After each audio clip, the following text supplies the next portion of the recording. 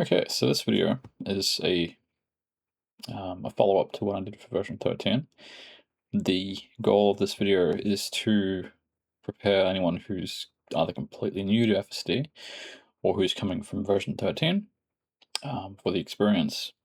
So, just a caveat, I'm going to include everything it does well, everything it doesn't do well. Now, the issues I mention, you may not experience very often, you may not experience at all, you may experience every day.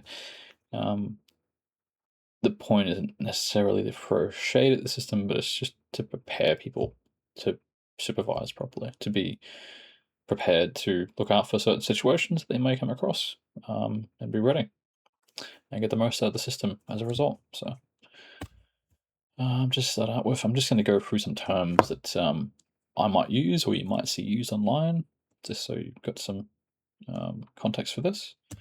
FSD is what people typically refer to for full self-driving. Pretty straightforward. Engage and disengage. So people say engage or they've disengaged FSD. It means starting and stopping, basically. That's what that means. Interventions. This isn't a universal thing, but the way I and some other people use it is that if you intervene, it's you're doing something to correct FSD without disengaging it. Now, I'll go into this more down the line, but that's basically what that means.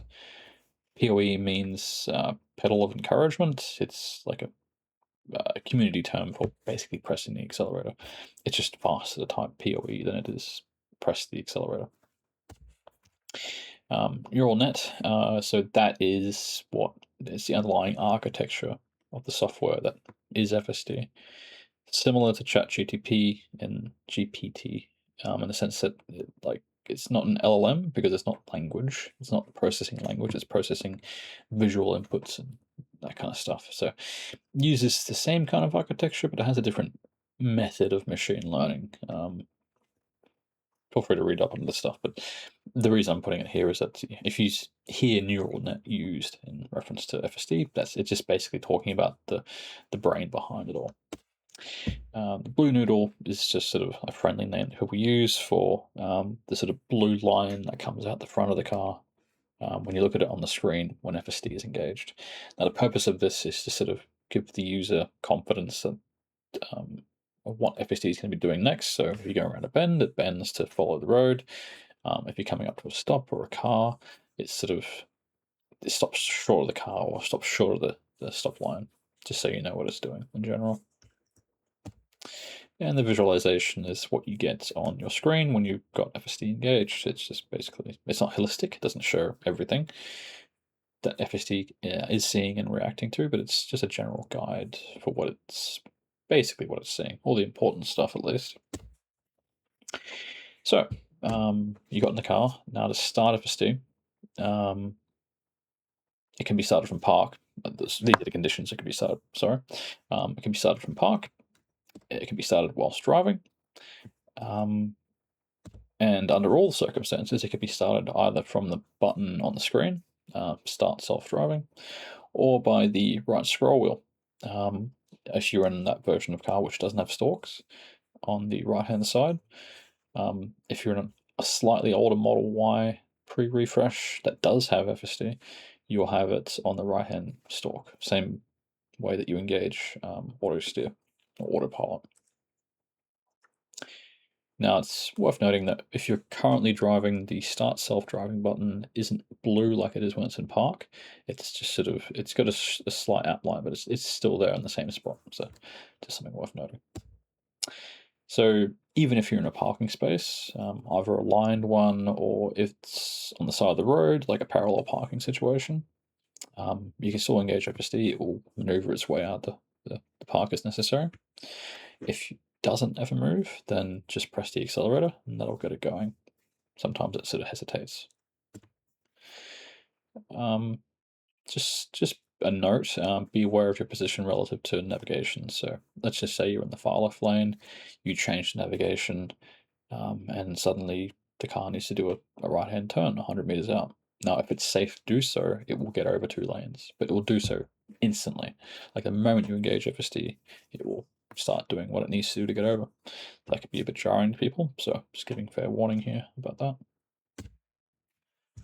Now, when I said before you can intervene, which is correcting FSD without actually turning it off, you can give, as was referred to as the POE, pedal of encouragement. If you give it accelerator, it will go faster, basically. So if it's dawdling behind a car, or it's falling behind traffic, or if it's in a situation where you know it can move but it's not going for some reason, you can give it the accelerator press and it will proceed through. A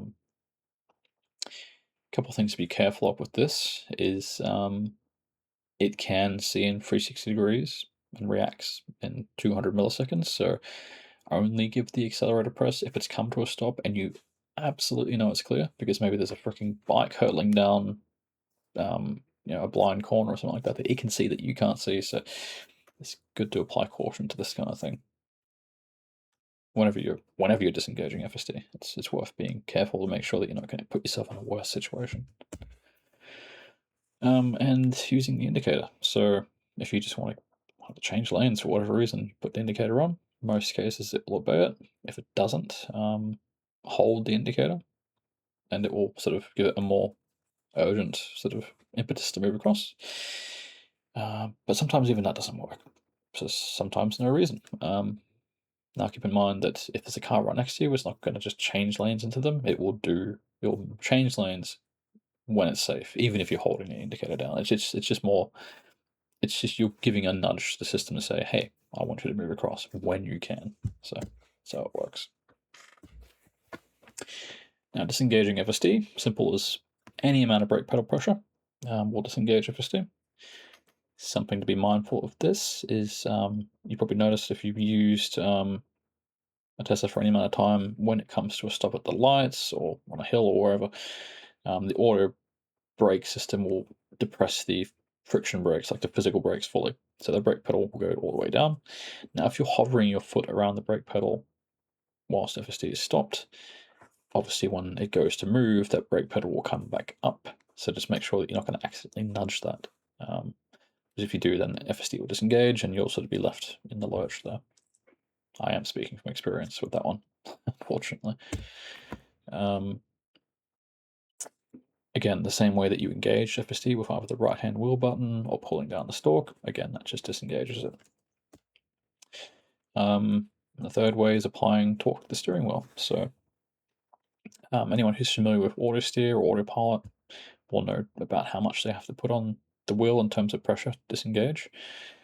So it's also worth mentioning that if you're resting your hand on the wheel and an FSD goes to turn or veer away from something, if your hand applies enough torque, it will disengage FSD. So it's generally not recommended to have your hands on the wheel when FSD is engaged, but near it, unless it's like very low speeds, for that reason.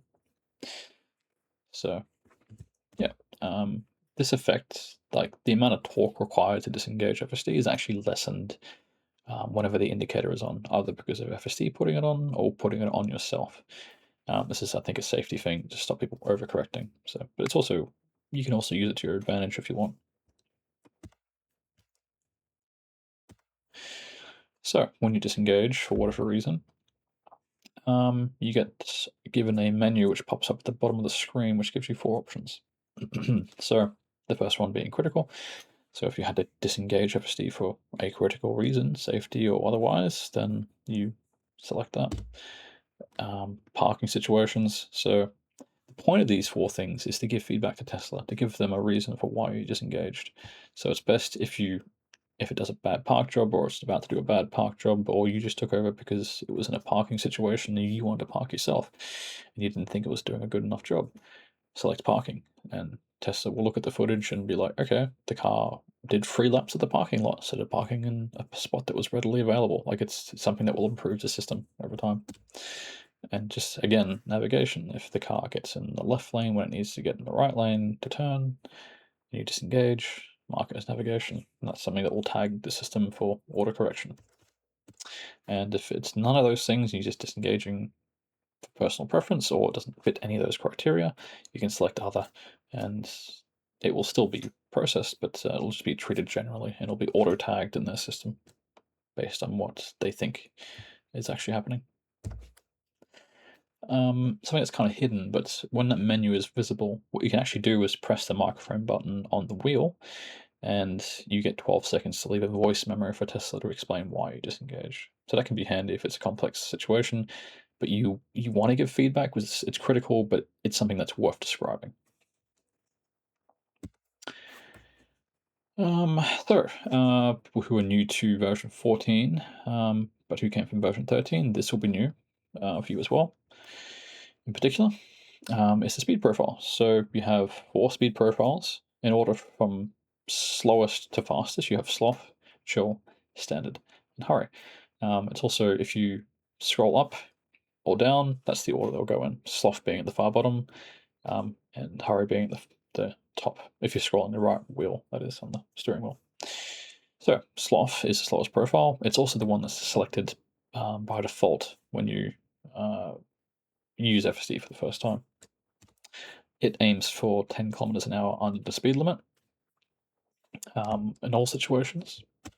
It has the slowest acceleration from a stop and when following and keeping up with traffic, and does minimal lane changes. So I like to use this in the highway because I'll sit in the left lane and let the gladiatorial display happen to the lanes to the right of me. I don't care.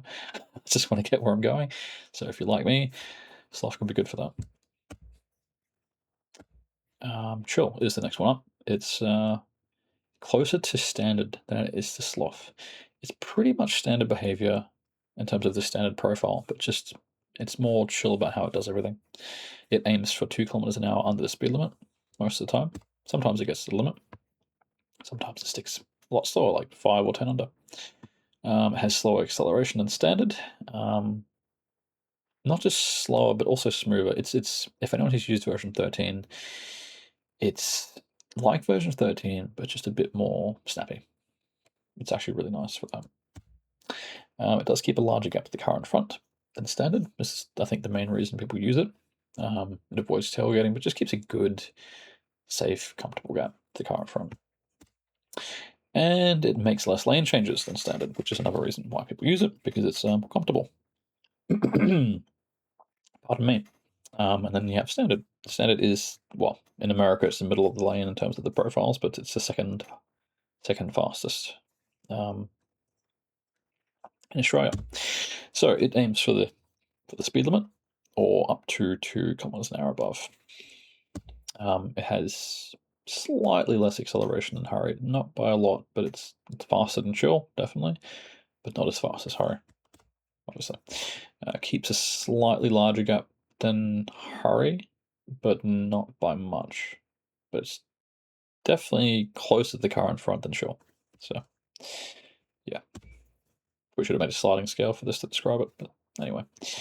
Makes ever so slightly less lane changes than hurry, in the sense that if it thinks the car in front's going slower, it'll get around it eventually. If hurry thinks the car in front's going slower, it will instantly get around it as soon as it can. So that's the difference there. Best way I can describe that behavior for standard. And hurry is the fastest profile. It aims for 5 kilometers above the speed limit if it can. So if it's an open road, it will go 5Ks over most of the time. That's also what it'll aim for on the highways as well, by the way.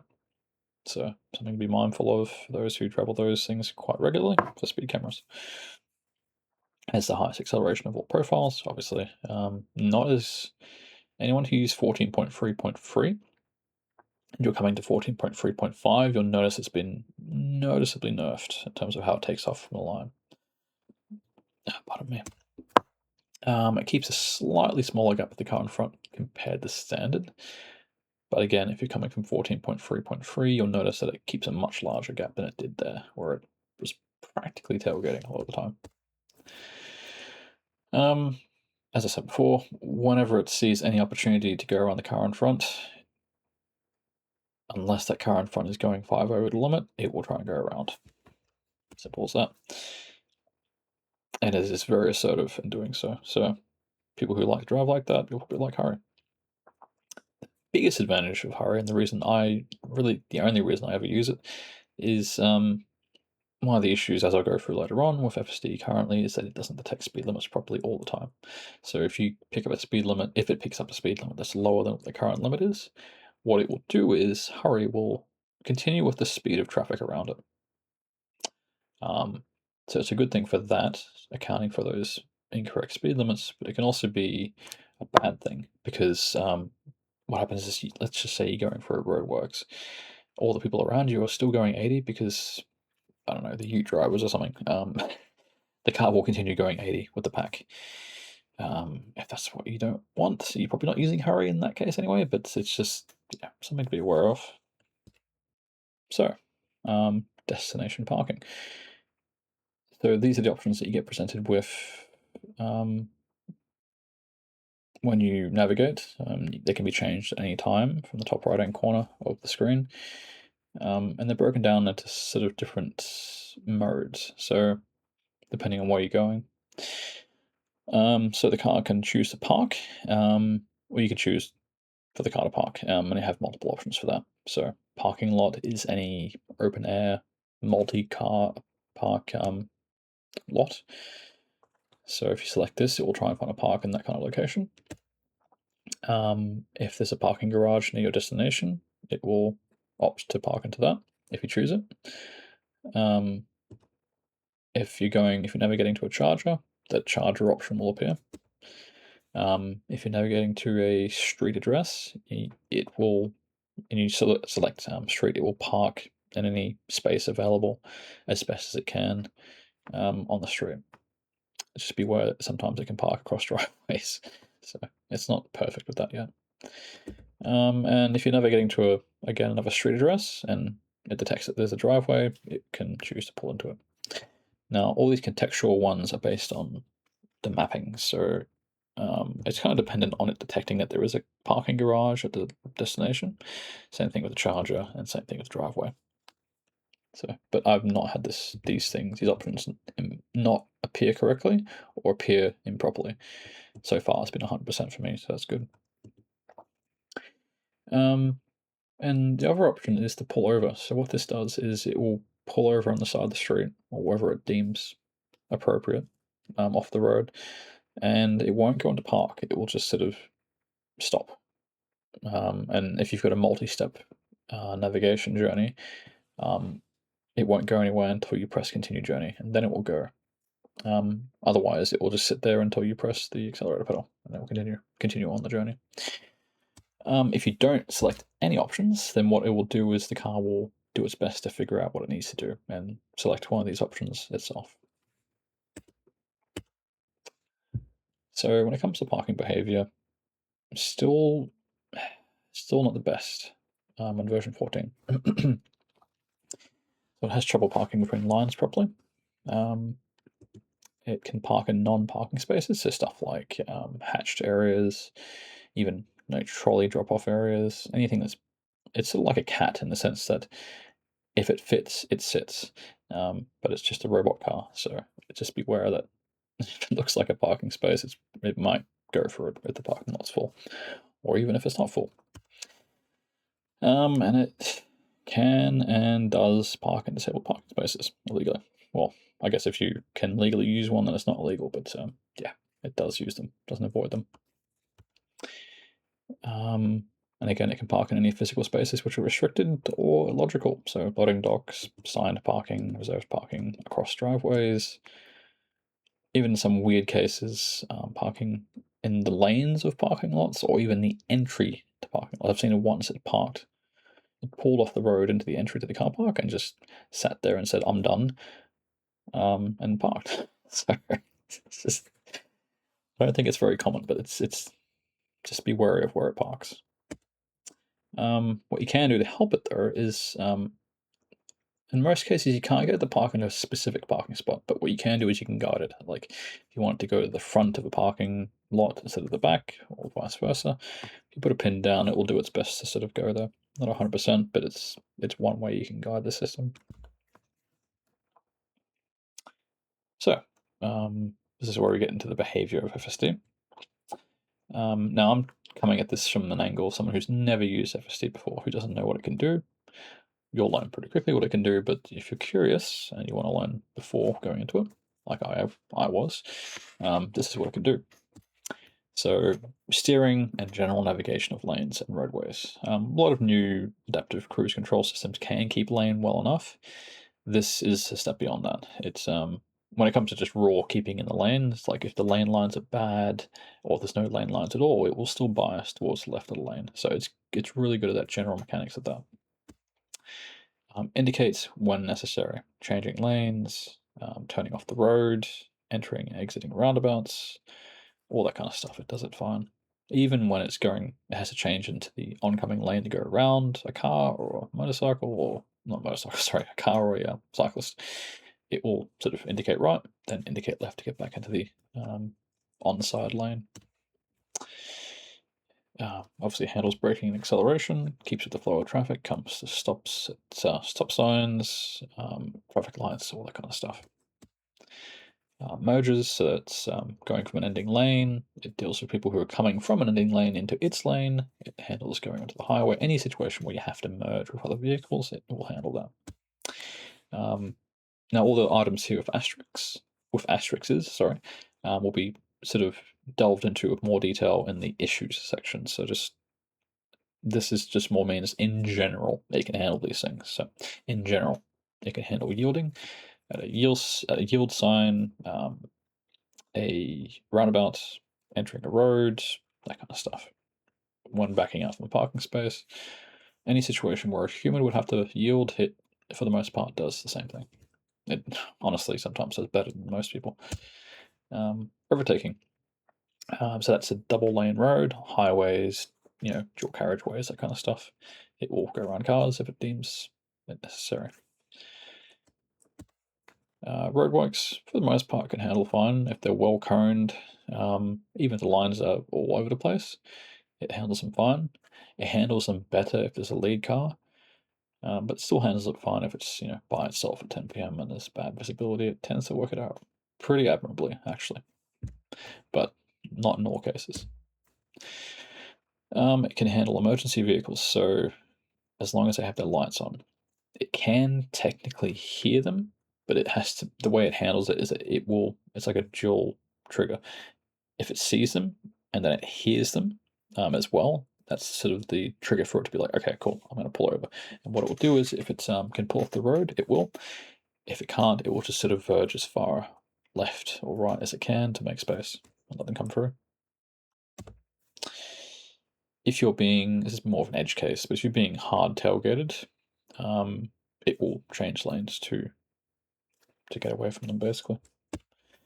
It avoids animals, basically of all kinds. I've had it avoid everything from a magpie up to a cow, from my personal experience. I do go on some weird rides.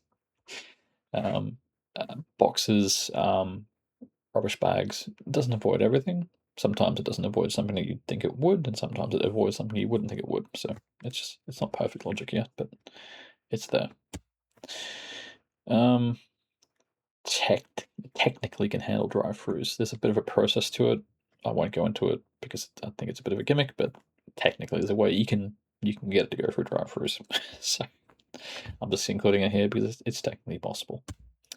Same thing with DUI pullovers. I wouldn't recommend it, but if you sort of coerce it the right way, you can make it do it, and then so you don't have to disengage. People who are obsessed with their streaks can make it do it.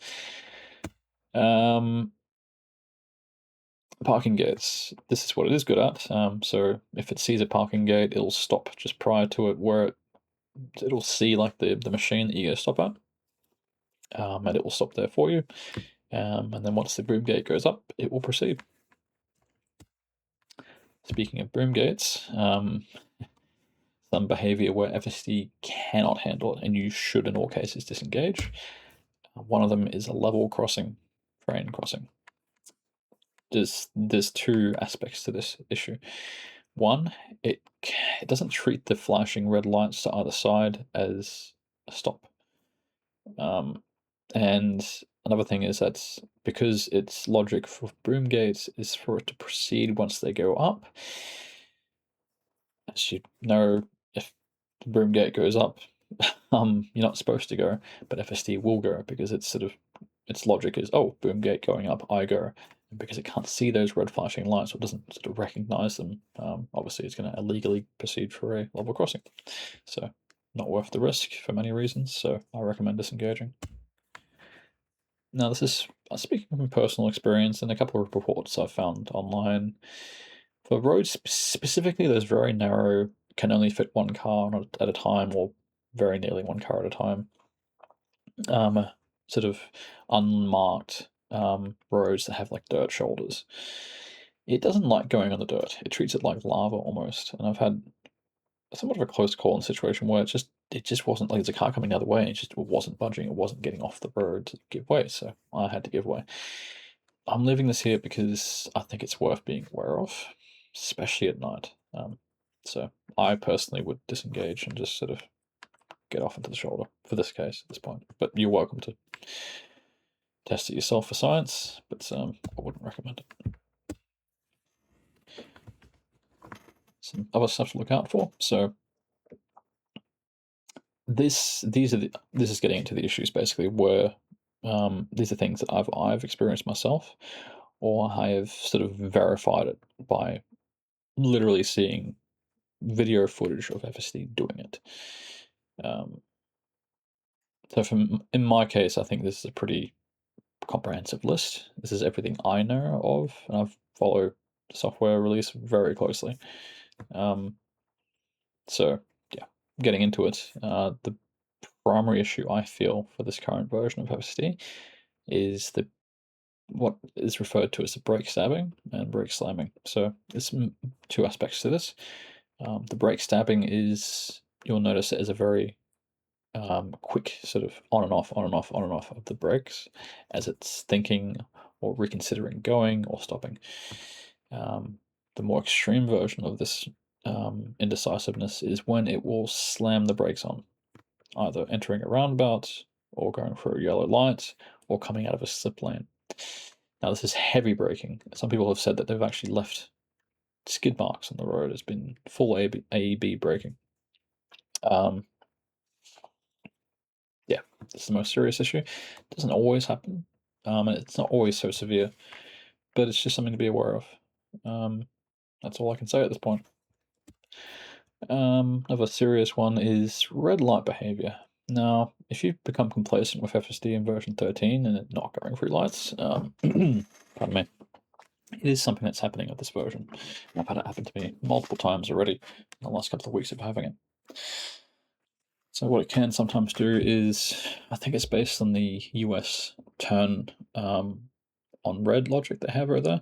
Not a thing here that I know of, apart from some very specific examples where they have a stop sign on the light. Anyway, it will basically go to turn on red. So that's something to be aware of with that situation. And sometimes it just goes at random. Sometimes it won't even be at a turn lane. It will just be on a straight red, a straight lane. Some people are saying it's preempting the green, but in a lot of cases where it's gone to go, there's been no following green. It's just something in the logic breaks, it goes to go. One thing I personally had myself is going to turn left. There was a pedestrian crossing light beneath the main traffic light. It went green, and the car went to go, thinking it was the main, like the car signal. Obviously, it wasn't. So that's another failure in that sense. Another thing is the issue of FSD is if it loses visual, like if it physically cannot see something, it doesn't have object permanence beyond like however many seconds. I think it's 15 seconds. So if you're in a situation like a weird set of lights where somehow all the red lights have been occluded by adjacent vehicles or poles or whatever, eventually it will go. So that's something to be aware of. If you come to a light, there's one example recently where a power pole was blocking the traffic light. FSD came to a stop, but because after it came to a stop, the light was then occluded by the pole. After about 15 seconds, it just went to go. So it's just something to be aware of. And just in generally any situation where FSD needs to sort of persistently see something or respond to a change of state in something, if it comes to a stop and then it loses sight of that, for whatever reason, it will just go. Basically, it's like, oh, well, there's nothing stopping me from going, I'm going to go. Basically a goldfish in that sense. Another serious issue that's been reported is poor overtaking behavior on single lane roads. So this is where basically it goes to overtake a car on a single lane rural road and there's oncoming traffic. It's not good. For the time being, I recommend as soon as you see that indicator come on, unless you have absolutely clear visibility yourself of what's coming, I wouldn't let it make the overtaking maneuver. Personally, I wouldn't let it make it in general. I feel like it's something that for the time being, it's just safety-wise, best left to yourself to make that call. So yeah, something to definitely be aware of. Another thing it can do is it goes to pull out in front of cars just much too late. Just misjudges the trajectory or the speed or both. Version 13 did this sometimes. Version 14 still does it, not as often, but it's something to be aware of. Sort of a variation of this is where it will pull out in front of oncoming vehicles. Let's just say you're turning right across a road and there's a car coming. It tends to be when it's about 100 meters out. It's like it's the car. It's like it's just the right distance for the car to sort of second guess itself, and it will get midway through the turn and start doing the brake stabbing or put the brakes on entirely, and sort of leave you stranded in the lane mid-turn in front of the oncoming car. So just if it does anything weird, wobbles the wheel, starts braking mid-turn, just take over, make it through safely. Another issue which is a bit polarizing, but I think it's definitely a safety issue in the sense that it indicates too early. So say it's got a turn coming up in 400 meters, it will sometimes start indicating early. But the problem is you might have a road between you and that turnoff, and there might be a car coming out of that road, and they see you indicating, and they're going to assume that you're going to be turning into the next road that's after you. But obviously that's not the case, and then they may pull out in front of you. So be aware of that. And then again at roundabouts, sometimes the car will be going straight through the roundabout, but it will indicate left. And so if you've got a car coming from your left and they're about to enter the roundabout, they're going to think that you're exiting on the first exit and go. And you'll, again, will pull out in front of you. So something to be aware of. Another major issue with this current version, and this is still the case in the US as well, is just navigation, letting the system down. Because currently FSD does have some leeway in terms of what lane it gets into. So if the navigation is telling it to go straight, sometimes it will go in a turn lane, and it will try and go straight from a turn lane, or vice versa. It will try and go, try and turn from a straight lane, because it just doesn't detect that what the current state of the lane is, that it is a turn lane or that it is a straight lane. So it just goes to do its thing and obviously makes an illegal maneuver. So be very careful with that one. That's quite a common one. Also, what it does is it does the whole, last minute lane change. Like it's in an exit lane. It's like, oh, this isn't my exit. It goes to get across. Now, from everything I've seen so far, it doesn't put itself into conflict with cars in that lane. Like it's not going to bang into a car to make the exit, or not make the exit, but it will still make a last minute maneuver. And obviously, the issue with this is that A, it's illegal, and B, you're going to pick up nails and screws and all the kind of crap that sort of collects in those painted sections. So something to be aware of. And this happens very fast. So the way to catch any of these issues that I'm mentioning here, the way to catch all of them is just pay attention to navigation and pay attention to what FSD is doing in relation to that. Because all these issues can be caught if you notice that there's a divergence. If navigation is saying it needs to go straight, but FSD is in a turn lane, navigation is saying it needs to continue on the highway, but it's an exit lane, best to just take over and not let it do something stupid. So, and again, last minute lane changes in general. Anyone who's coming from version 13, in version 13, the car would change lanes at about 200 meters out in general. It's a lot better with that now. It does get over earlier, but it still sometimes gets over too late. So just something to be aware of. And the best thing you can do is, if you notice it's getting quite close to an exit and you would be getting over yourself, just whack on the indicator and get it over to be safe. And another thing that's weird is it makes unnecessary lane changes sometimes, like illogical lane changes, sometimes incorrect lane changes that sort of put it out of position for a turn. This mostly happens on empty roads, ironically, but it still happens in traffic as well. So something to be mindful of. If it's a tricky one to catch because it does change lanes to get around cars and that kind of stuff. But just be vigilant, I suppose. Make a judgment call. As I mentioned before, it will take incorrect highway exits. Apparently, this isn't as bad if you're coming from version 14.3.3. Pardon me. This behavior is somewhat improved, but it still does make mistakes. And this is basically just due to poor navigation, I think. And sometimes it just, like, if there's two turn lanes back to back, close together, sometimes it gets in the first one, realizes it's in the wrong one, gets back out, then goes back into the next turn lane. So a minor thing, but it's just something to be aware of. This is a weird one. I've had it personally happen to me. Is the car will just pull off the road and stop. Often it doesn't actually disengage. It just it stays, and it's like it triggers the pullover behavior that I mentioned previously in the parking, like end of trip destination stuff. It triggers that pullover. My theory is it's something to do with the whole robotaxi stuff. It's like an echo of that sort of subset of software.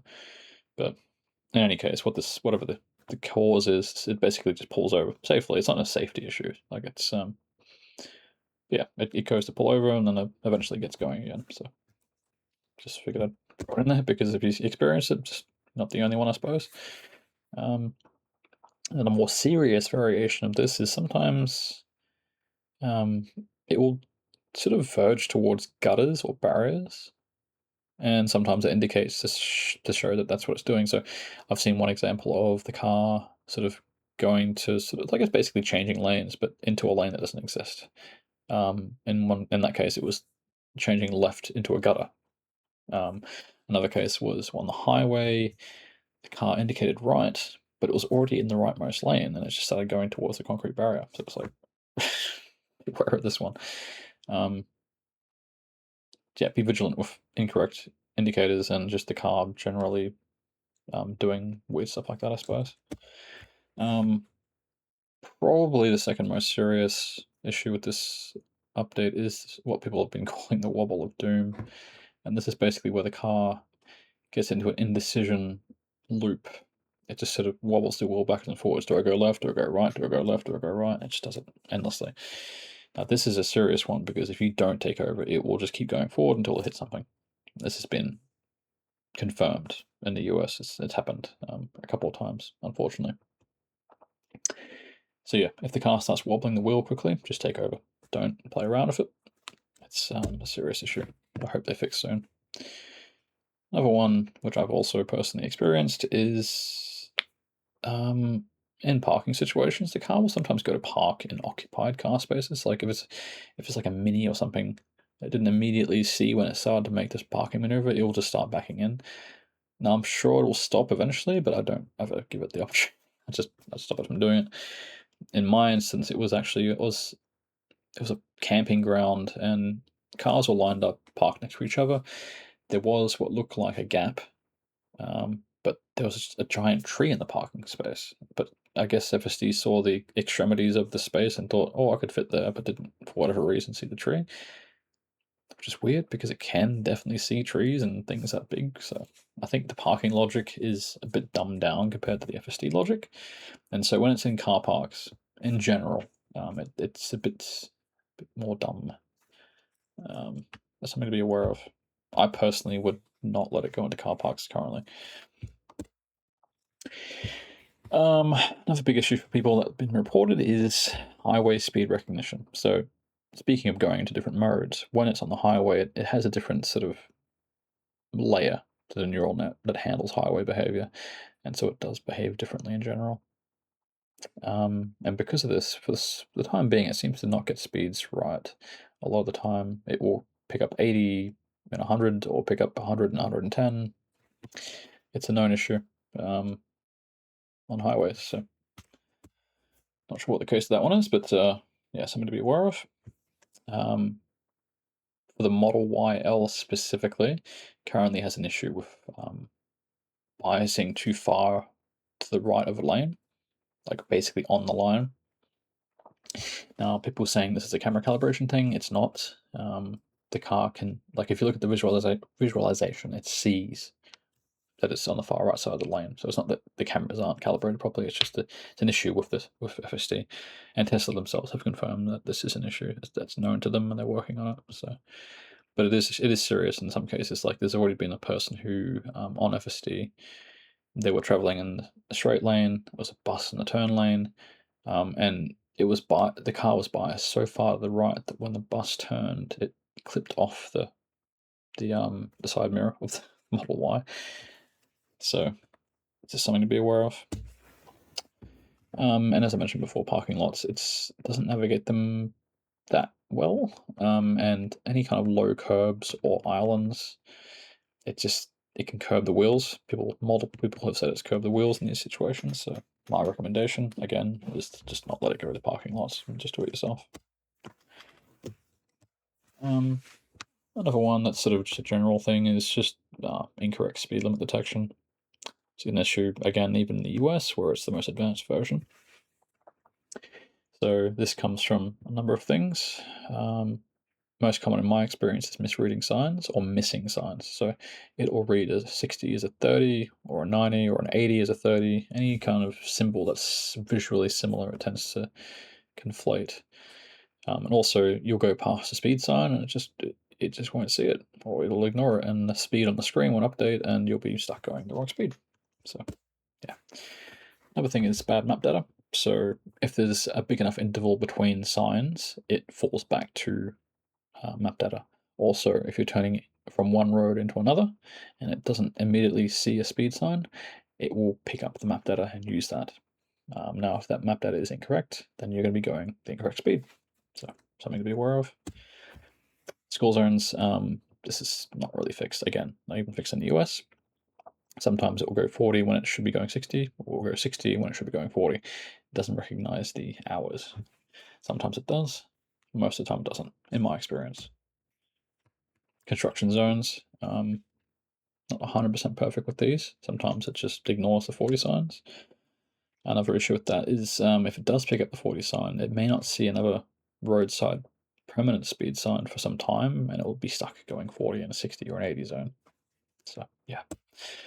LED signs, not great with these things. These are the overhead signs on highways and elsewhere.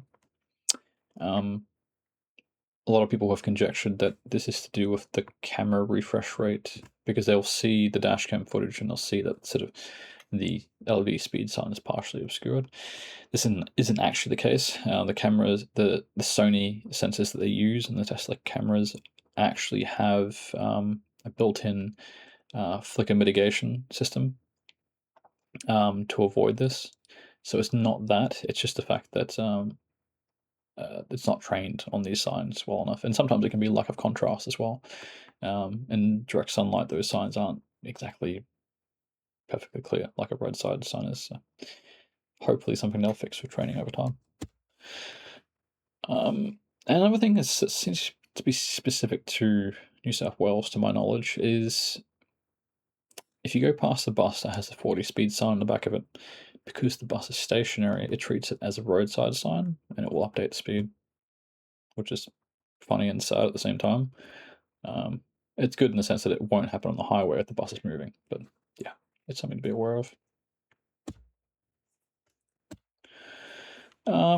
And so yeah, when it comes to signs, something that's not really mentioned enough, I feel, is that FSD, the only signs that FSD can read are stop signs and speed signs. That's all it can read. It can't read any other sign. So any situation where the driver needs to take heed of signs for whatever reason, FSD can't currently do that. So some examples: if you're coming up to roadworks and one lane is closed and there's a sign saying, right lane closed, left lane closed, whatever, it can't read that.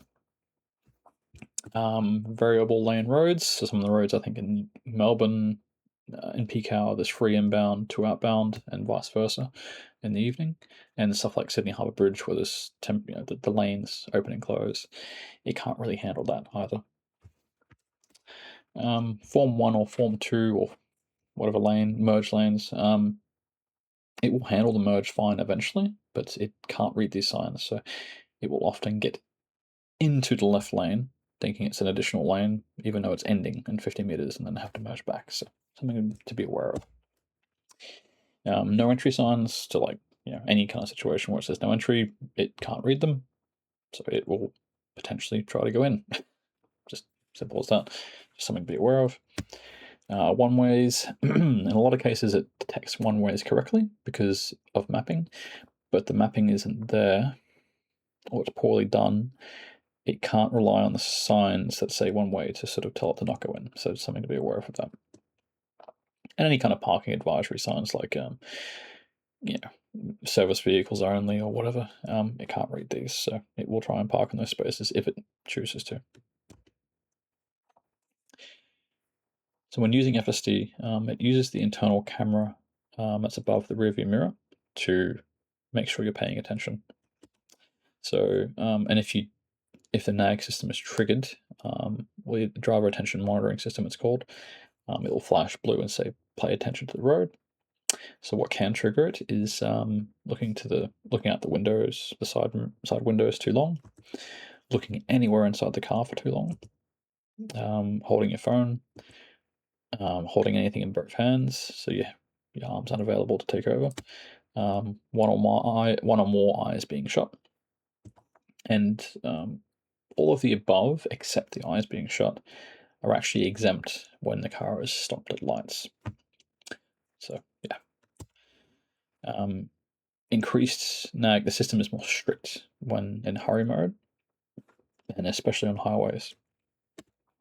But you can reset it by just looking up at the road at any time, and that sort of forces the system to sort of realize that you're paying attention and stop nagging you. Some final things. So with the introduction of the latest version of FSD 14, they added streaks in. So there's different aspects to this. You've got the on the screen below the self-driving text, it will show your current streak. So that's how long you've gone without disengaging FSD. Now, technically, if you let the car drive all the way to the end and park itself, you can then drive manually as much as you want. It's only, and then you can then get park and then go back into FSD, and the streak will continue. It's only if you sort of stop FSD midway that streak gets broken. So that's something to be aware of. And what some people do who want to maintain the streak is if it's a game, they let it park and then repark themselves to keep their streak. It's like, I don't think it really matters, but that's one option if you want to sort of go after that stuff. And then you have the total usage, which is how much kilometers you've done on self-driving since you got version 14, whatever that was. So that's a good one to have as well. So another thing that happens with FSD, this is version 13 and 14, is it puts the auto high beams on, or the matrix lights on by default. Obviously it doesn't always have them enabled, but if it gets dark enough, it will turn them on. Since these auto high beams aren't perfect, it can be an issue in the sense that you actually can't turn them off from the screen when FSD is enabled. It locks it out. But there's a workaround in the sense that if you tap the headlight button on the steering wheel, it will force it to low beams. Now, one caveat to this is technically the system is designed to work with matrix high beams on auto high beams if it deems necessary. So by overriding that, it potentially could be a safety thing, but I don't know. That's just something that's worth pointing out. I sometimes put it in low beams because in suburban areas it blinds pedestrians. It doesn't always pick up cars properly. So yeah.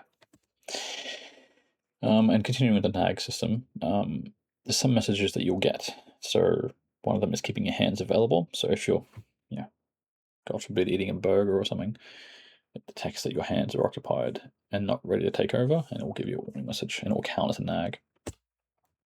Again, if you're in a hurry or on the highway or in roadworks, complex situations, it will say more attentiveness required. And if it's raining, it will say poor weather detected, FSD might be degraded. That's just sort of not necessarily a nag, but it's more just a message to say that, pay attention. A fourth one that I haven't included here is if it loses GPS signal, like when it's in a tunnel, it will say FSD may be degraded, no GPS signal. So these are just some of the messages that you might see.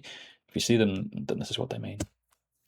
And finally, what you can now do, if you upgrade your car to 14.3.5, the version, if you go to Service under the car settings and then do Camera Preview, you can view all your cameras at once on your screen.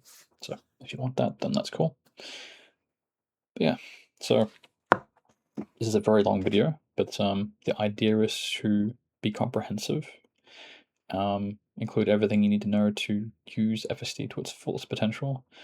I've included every single issue that I personally know of, and I pay very close attention to the rollout of FSD and have done for years, and I figure it's only right that I share what I know. I'm sharing that stuff not to put fear into people, but just to, if anything, make them feel more comfortable, because if you know what to look out for, then you're not going to get taken off guard when it does something weird. So yeah. So I hope that this video, it makes you want to use FSD, it gives you the confidence to use FSD safely and comfortably and get the absolute most out of it. Because it is an incredible technology. It's not perfect, but the best use case for it is to treat it as a co-pilot, treat it as an assistant to you. It drives perfectly well most of the time, but sometimes it needs a bit of help. So yeah. Anyway, I'll probably do another one of these when the next version comes out, whenever that is. But for the time being, enjoy using FSD.